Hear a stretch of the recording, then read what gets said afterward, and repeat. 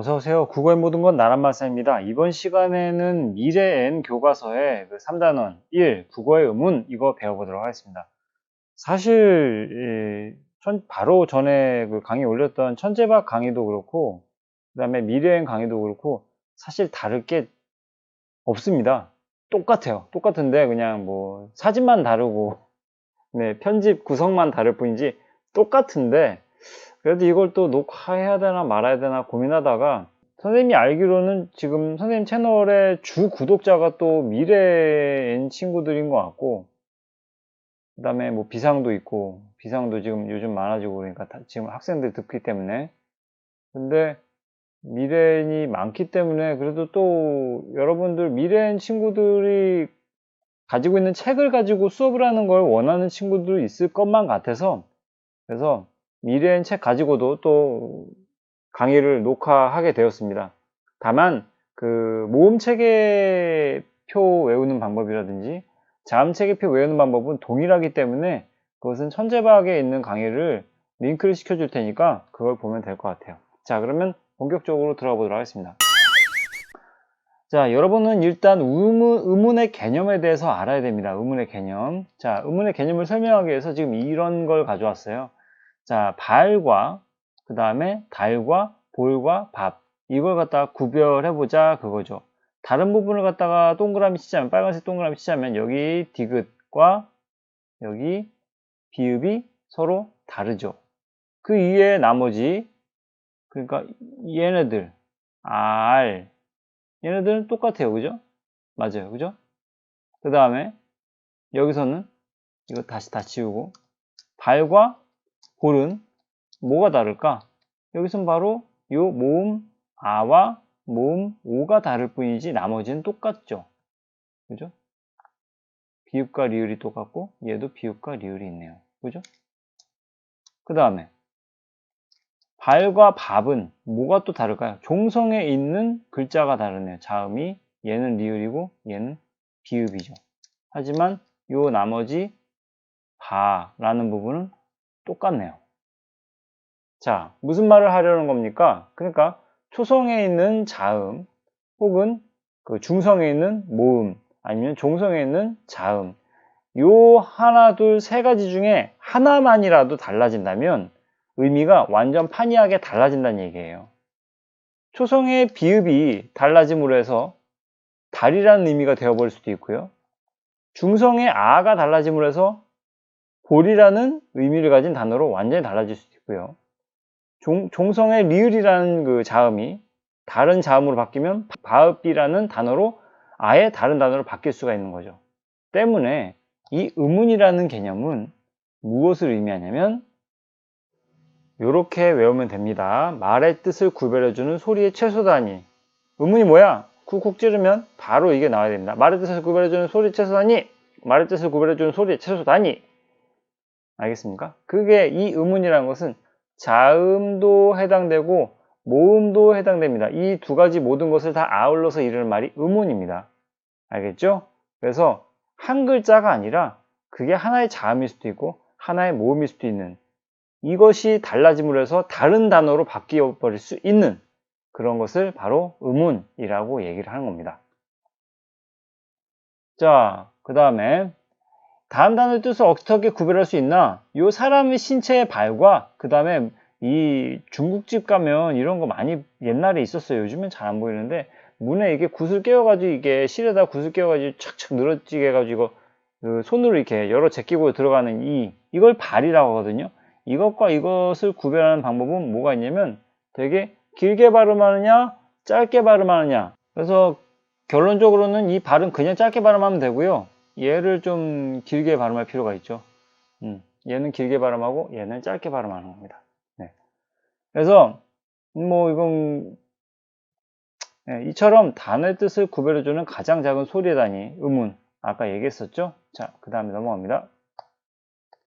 여기는 아까 했었던 것처럼 초성과 중성과 종성을 바꿔서 다른 단어를 만들어 보자 라는 건데 한번 만들어 보죠. 자습서에는 이렇게 나와 있습니다. 물, 그 다음에 길, 그 다음에 궁. 그러니까 달라지는 것은 여기서 초성 기억과 미음 다르죠. 중성 우와 이가 다르죠.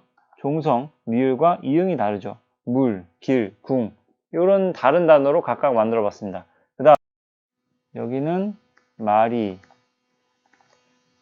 도리, 도루 네 이렇게 달라진 부분 표시하면은 뭐 초성 미음이 달라졌고요. 그 다음에 중성 오가 달라졌고요. 여기선 중성 오, 그 다음에 중성 우가 달라졌네요. 그죠?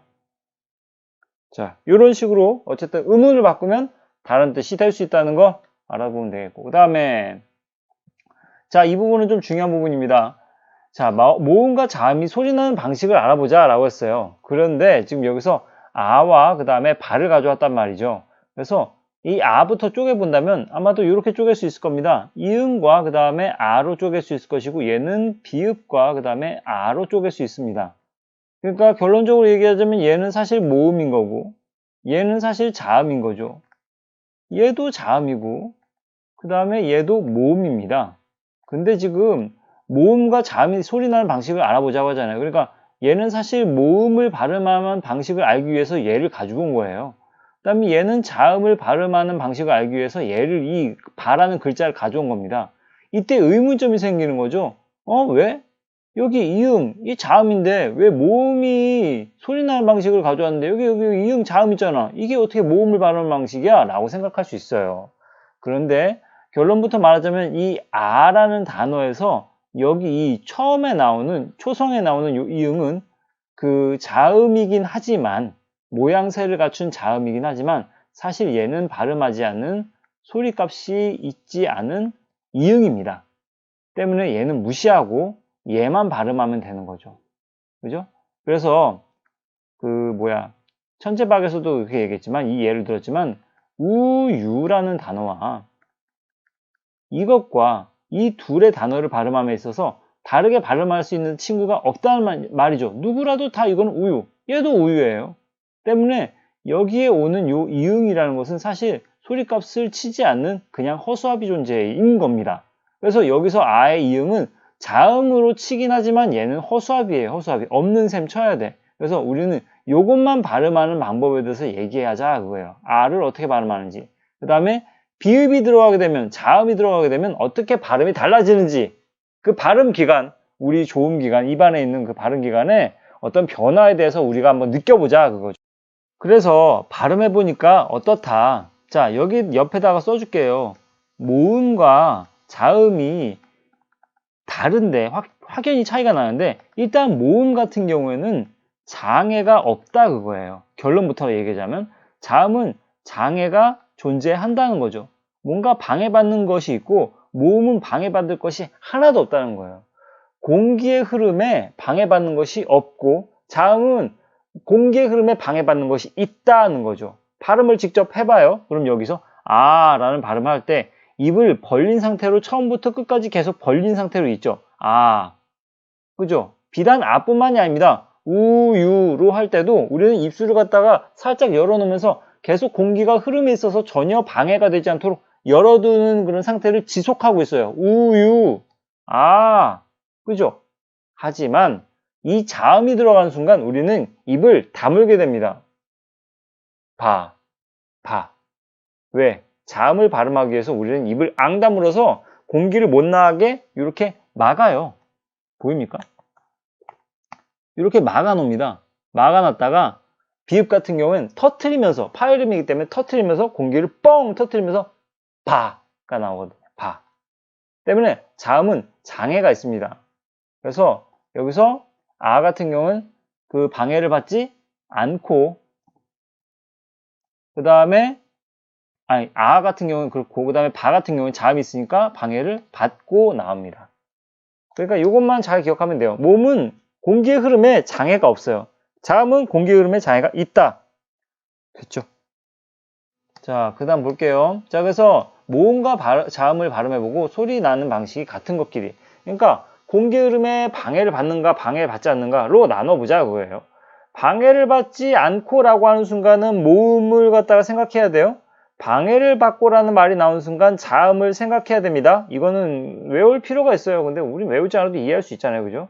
자, 방해받지 않고 모음. 그럼 모음 다 하면 오든지 아니면은 우라든지 아니면 이라든지 얘네들은 다 방해받지 않고 그냥 나올 수 있죠.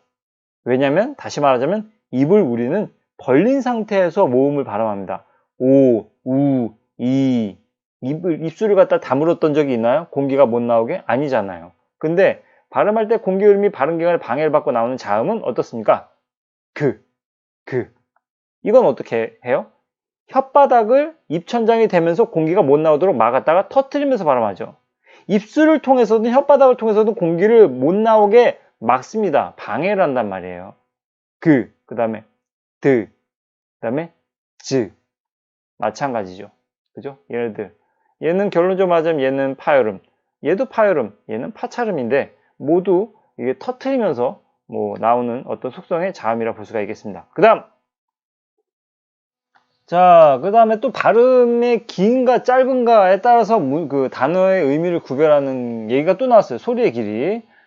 자, 그래서 눈에 눈이 들어가서 차갑다. 요 눈은 사람 눈을 말한 것이고, 요 눈은 차가운 얼음알갱이가 결정체가 만들어진 눈이겠죠. 그 다음에 밤을 구워 먹었다. 이거는 night를 얘기하겠죠. 이건 먹는 밥을 얘기하겠죠. 자, 근데 이거 약간 100% 믿을 만한 그런 방법은 아닌데, 일반적으로 우리 주변에서 흔히들 더 많이 쓰이는 단어는 길게 발음하지 않고, 그나마 좀 덜 사용 빈도가 낮은 것을 길게 발음하는 경향이 있더라고요. 그래서 얘가 길게 발음해요. 얘도 더 길게 발음해요. 사람 눈이라든지 낮과 밤 할 때 그 밤은 상당히 자주 쓰이죠. 사용 빈도가 높죠. 근데 얘네들은 이렇게 짧게 발음하지만은 이렇게 우리가 사시사철 계속 보는 건 아니잖아요. 그죠? 그 다음에 밤도 항상 우리 주변에 널려 있는 건 아니잖아요. 그죠? 뭐 어느 때나 뭐 가끔 먹는데 얘네들은 좀 약간 길게 발음하는 경향이 있어요. 근데 이걸 100% 신뢰하면 안 돼요. 아닌 경우도 있더라고요. 근데 일반적으로는 좀 자주 쓰이지 않는 단어를 좀 길게 발음하는 경향이 있다더라. 이건 좀 꼼수인데 너무 믿지 말아요. 만약에 시험 문제 이렇게 나왔는데 이게 좀 더 사용 빈도가 높은 단어라서 난 짧게 발음하는 거라고 생각하고 이거 정답 체크했는데 틀렸어요 선생님 이거 어떻게 해요? 책임져요 라고 하지 마요. 아닐 수도 있어요. 네. 자, 요거는 뭐 과감하게 넘어가겠습니다. 그냥 그 길이에 유의하면서 낭송하면 되고요. 자, 정리한 내용 봅시다. 단어의 뜻을 구별해주는 가장 작은 소리의 단위를 갖다가 이걸 의문이라 한다. 국어 의문에서는 자음과 모음, 그 다음에 소리의 길이가 있다. 근데 뭐 추가적인 지식을 얘기한다면 소리의 길이 등이라고 얘기한 데는 이유가 있습니다. 등에는 그 소리의 길이 말고도 억양이라는 것도 있거든요. 억양도 그러니까 뜻을 구별해주는 소리의 단위가 될 수 있습니다. 그래서 이를테면 시험 망쳤어 라는 것과 망쳤어? 라고 물어보는 것은 억양의 차이에서 의미가 달라지죠. 질문하는 거니 아니면은 망쳤다는 것을 확신하듯이 얘기하는 거니 이 의미가 달라지는 것입니다. 때문에 억양이 이렇게 달라지는 것에 따라서 뜻을 구별해 주기 때문에 이것 또한 의문으로 칠 수가 있어요. 소리의 길이는 아까 눈과 눈 짧게 발음하느냐 길게 발음하느냐에 따라서 또 뜻이 달라지기 때문에 이것도 의문이라 치는데 억양도 칠 수가 있습니다. 네. 그런데 사실 우리가 일반적으로 배우는 문법 분야에서는 분절 의문인 그러니까 모음과 자음을 그냥 아울러 이루는 거라고 생각을 하세요. 이게 가장 대표적인 겁니다.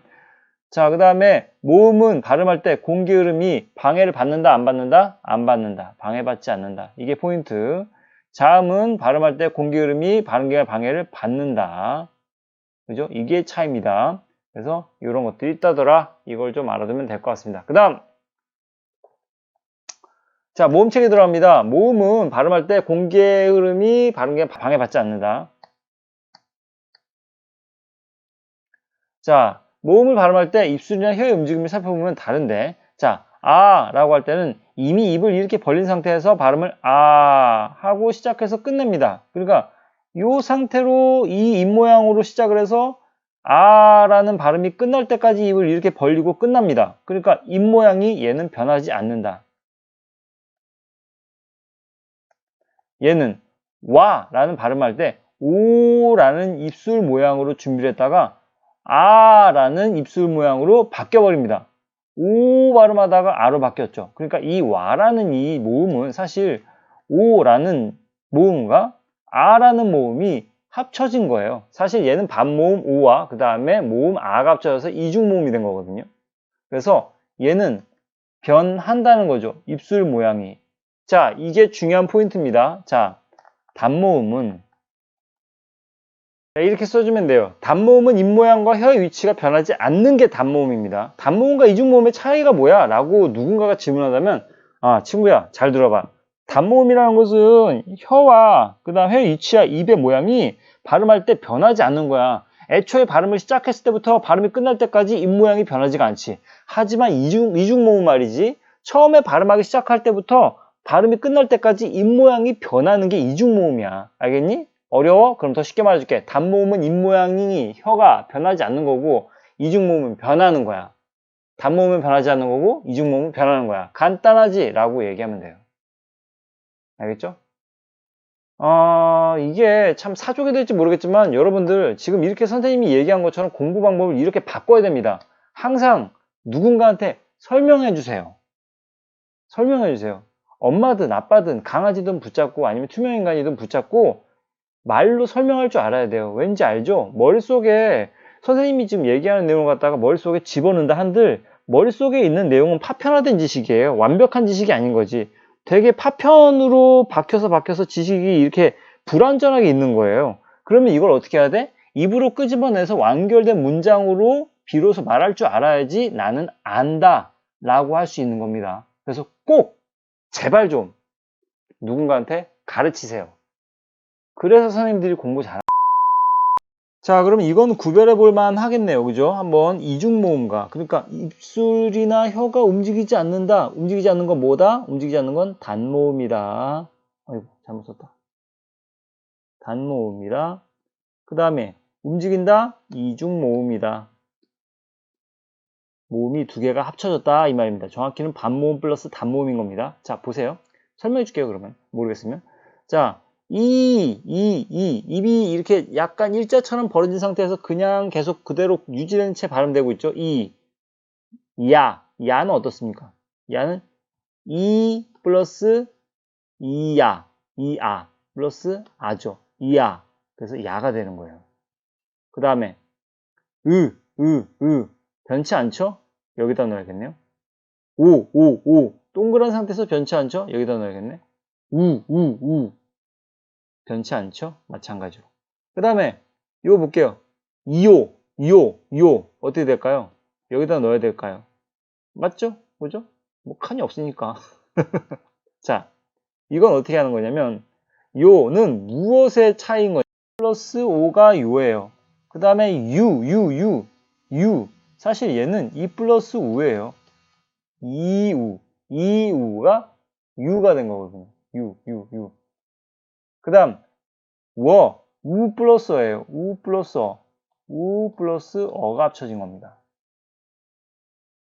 지금 살짝 멈춰두고 지금 어디까지 설명을 할까 생각하다가 그냥 여기까지만 설명할게요. 뭐 요게 앞에 게 뭐 반모음이네 뭐네 요게 뒤에 게 단모음이네 이걸 설명하면 좀 약간 복잡해질 것 같으니까 어쨌든 요런 모음의 합침이기 때문에 발음하다가 야가 된 거고 오를 빨리 발음하다 요가 되는 겁니다. 때문에 요런 두 가지의 모음을 발음하다 보면 입술 모양이 달라지고 혀의 위치가 달라집니다. 때문에 이중 모음이 그렇다는 거예요. 발음할 때. 알겠죠? 자, 그 다음 페이지.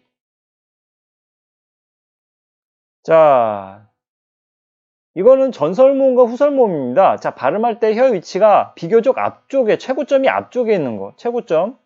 그려볼까요? 여기가 최고점이에요. 비교적 앞에 있는 것은 전설모음이에요. 그 다음에 혀의 최고점이 비교적 뒤에 있는 것은 얘는 후설모음입니다. 이것도 다 구분해야 됩니다. 모음 체계표 외우면 다 나와요. 그죠?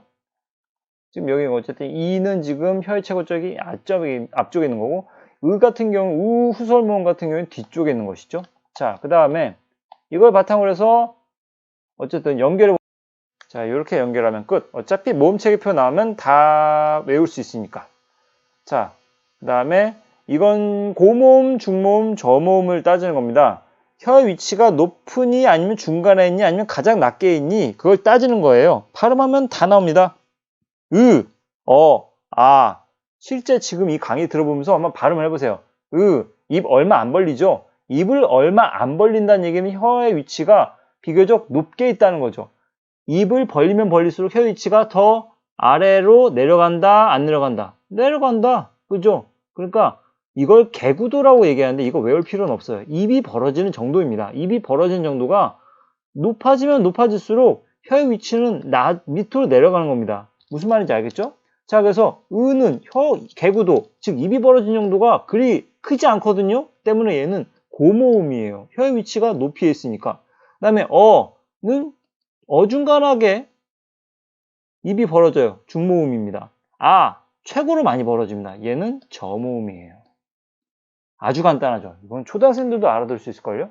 그 다음에 선생님은 이런 걸 고민할 필요가 없이 그냥 머릿속에 모음체표가 있기 때문에 그냥 이건 그냥 바로 나옵니다. 위, 그 다음에 외예요. 그 다음에 우 플러스 오. 이거는 뭐 발음해봐도 알겠죠. 우 하면은 턱이 좀 약간 위로 올라가면서 이렇게 발음하잖아요. 그죠? 입술도 위로 올라가면서 우, 그 다음에 좀 바보 같아지는데 그 다음에 오 하면 좀 내려갑니다. 그래서 이렇게 쓰면 될 것 같아요.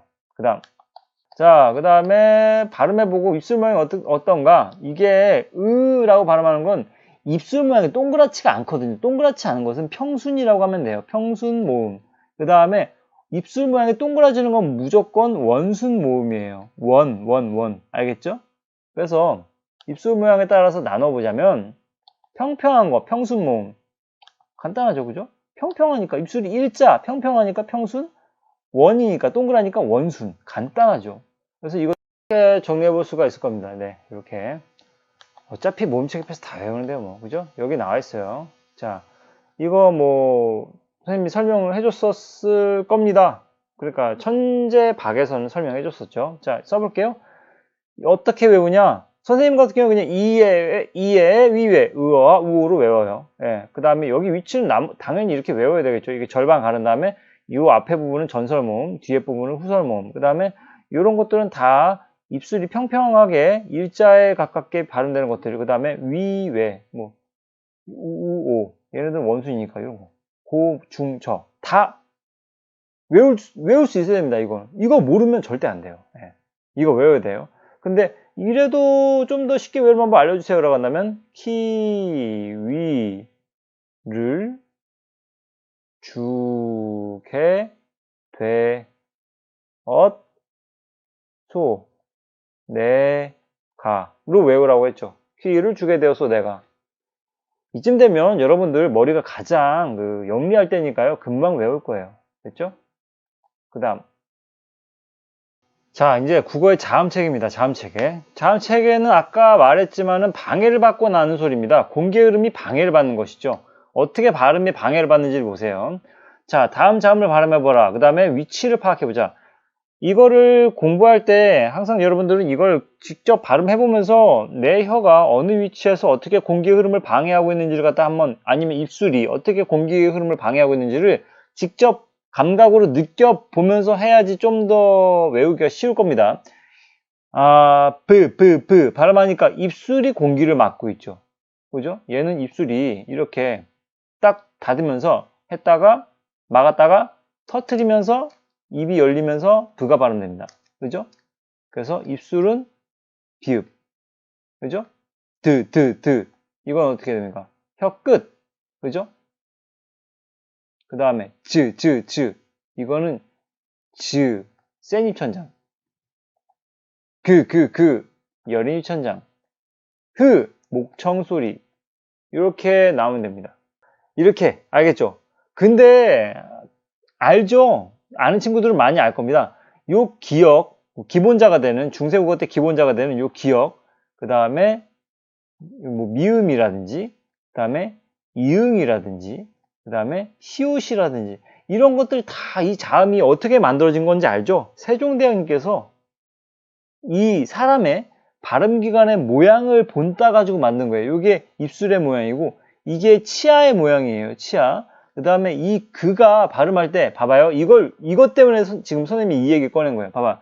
그 발음할 때, 아까 깊게 얘기 안 했지만, 그라는 기억을 발음하기 직전에 어떻게 공기 흐름을 방해하는지 보면 혓바닥이 이렇게 됩니다. 혓바닥이 여기 이 부분을 막아요.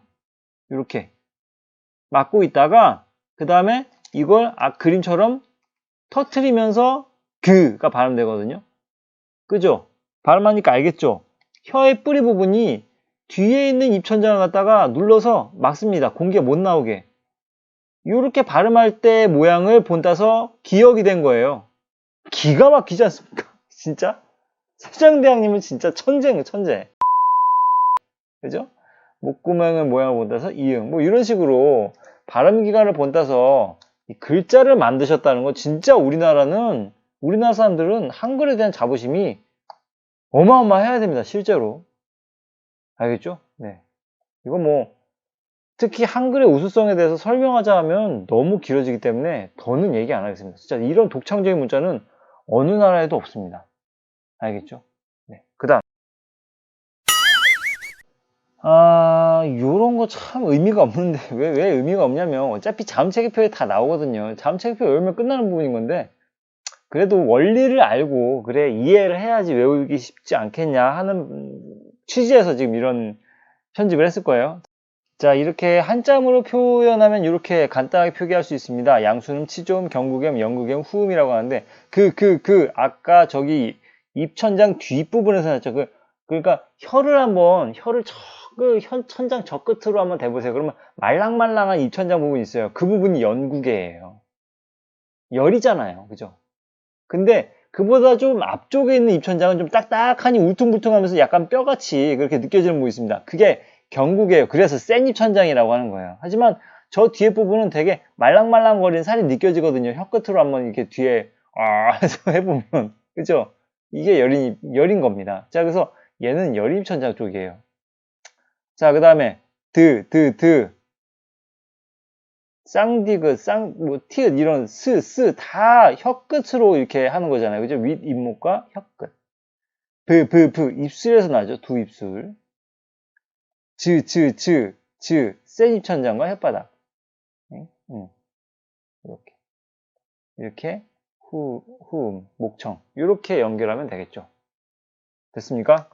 그 다음에 자, 다음을 발음해보고 코 안이 울리는 소리를 찾아보자. 이거는 어쨌든 울림 소리에 대한 얘기인 거예요. 울림 소리. 코 안이 울리는 소리. 그러니까 정확히는 코 안이 울리는 소리라고 한다면 이것은 비음을 찾는 겁니다. 코가 울리는 소리들. 자, 보면 얘를 종성으로 한번 넣어서 발음하면 아주 구별하기 쉽습니다. 이렇게 다 종성으로 넣어볼게요. 봐봐요. 발음할 때 어떻게 되는지 봐봐요. 납. 코 울립니까? 안 울리죠. 낙. 왜냐면 얘네들은 발음함과 동시에 이게 탁 폐쇄돼 버리거든. 때문에 울릴 것이 없어요. 근데 소리가 계속 나오죠. 어디서 소리가 나옵니까? 코에서 소리가 나옵니다. 비음이에요. 입은 분명 틀어 막고 있는데 코에서 계속 소리가 나오면서 울리고 있어요. 이상하죠, 그죠? 다 비음입니다. 됐죠? 그 다음 얘네들이 비음이에요. 자, 다음 자음 발음해보고 공기가 혀 양옆으로 흘러나가면서 이 흐를 유자, 그래서 유음인 거예요. 유음. 입안이 울리는 소리 이거죠 뭐. 날 해봐요. 날. 혀 끝이 입천장에 갖다 대면서 혀의 양쪽으로 공기가 새어나옵니다. 그러면서 발음되는 거죠. 날. 그죠? 얘는 낮. 완전 공기가 틀어 막아지잖아요. 그죠? 낮. 그죠? 그래서 울림 여부에 따라 울림소리, 안 울림소리를 나눠보자 그겁니다. 자음에는 울림소리와 안 울림소리가 있습니다. 자, 봐요. 이 울림 여부에서 이 울림이라는 것은 대체 뭐가 울리는 거예요? 라고 한다면 성대가 울리는 겁니다. 성대의 울림의 여부에 따라서 그 울림소리와 안 울림소리로 나눌 수 있어요. 그건 자음체계표 보면 나와요. 자, 그래서 그 결론부터 말하자면 울리는 소리는 마누라야 기억하면 돼요. 마, 누, 라, 야. 얘네들은 울림 소리입니다. 나머지 것들은 안 울리는 소리예요. 근데 이런 질문하는 친구 있을 거예요. 선생님, 모음은요? 그 모음은 울림 소리예요? 안 울림 소리예요? 어떻게 생각합니까? 장애를 받지 않고 계속 공기가 흘러나오면서 유지되는 속성을 가졌는데 울림 소리입니다. 모음은 다 울림 소리예요. 하지만 자음은 안 울림 소리와 울림 소리로 구분할 수 있다 그거예요. 하지만 그 중에서 울림소리는 마누라야. 마누라야를 기억해라. 그래서 이렇게 하면 돼요. 나머지 뭐 넣으면 되잖아요. 그죠? 여기다. 선생님이 지금 체크해 줬는데. 그 다음에 발음의 세기에 따라서 그러니까 된 소리를 얘기하는 거예요. 그 다음에 거센 소리까지 얘기하는 겁니다. 자, 네, 뭐 자소서에는 이렇게 써 있습니다. 됐죠? 자, 그 다음에 요거는 잘랑에 비해서 짤랑은 소리가 좀 더 강하게 느껴지고, 그 다음에 찰랑은 좀 더 거세게 혹은 거칠게 느껴진다 라고 뭐 쓰면 돼요. 네, 잘랑에 비해서. 얘는 된 소리니까요. 쌍지 지금 쌍지읒이요, 그죠? 가끔 요거를 찌읒이라고 하는 친구도 있거든요. 네, 아닙니다. 쌍지읒입니다. 그 다음에 치읒은 거센 소리니까요. 그죠? 그 다음 뭐 달라진 예 찾아보면 될 것 같습니다. 뭐 종종, 쫑쫑, 총총 뭐 이런 것들 뭐 있습니다. 자, 국어의 잠은 소리나 위치에 따라서 뭐다? 입술 소리, 양수는 잇몸 소리, 시조음, 센 입천장 소리, 경국의 여린 입천장 소리, 영국의 그 다음에 목청 소리, 후음 뭐 이런 거. 그 다음에 울림 소리, 안 울림 소리로 나눌 수 있다. 자, 그래서 이걸 갖다 외우라 그거예요. 네, 이렇게. 그래서 선생님이 쉽게 외우는 방법 분명 댓글에 링크 달아줄 테지만은 이렇게 바다 사자가 하하하하 웃었더라 그러면서 말하기를 마누라야 뭐 이런 식으로. 네, 나머지 뭐 된소리와 거센소리는 넣어주면 끝인데요. 뭐 시옷은 거센소리 없는 거 알죠? 네. 다 알 겁니다. 네. 요렇게 이거 표 외우면 돼요. 그래서 링크 달아줄 테니까 꼭 그거 강의 잠깐 보고 자음체계표 이렇게 외우는구나 하고 이해하면 될 것 같습니다. 그 다음 뭐 여기까지만 하죠. 예, 뭐 이런 건 뭐 응용 문제니까요. 뭐 지금까지 또 그 미래인 친구들 강의 듣느라 고생 많았습니다. 제발 부탁하건데 문법 포기하지 않았으면 좋겠어요. 정말 공부하면 공부할수록 재밌는 분야거든요. 때문에 나는 진짜 글러먹었어 라고 생각하지 말고 지금 이 순간이 바로 문법의 첫걸음입니다. 진짜 단언컨대 이 부분이 바로 첫 시작이에요. 첫 단추 잘 꿰야지 다음부터 문법이 재밌어지고 자신감이 생깁니다. 때문에 포기하지 말고 모음체계표와 자음체계표 다 필요 없고 모음체계표와 자음체계표만이라도 확실히 이해하도록 그리고 외우면 됩니다. 그러면 시험 잘 볼 수 있어요. 네, 수업 듣느라 고생 많았습니다. 감사합니다. 도움이 됐다면 구독과 좋아요 부탁드리겠습니다. 감사합니다.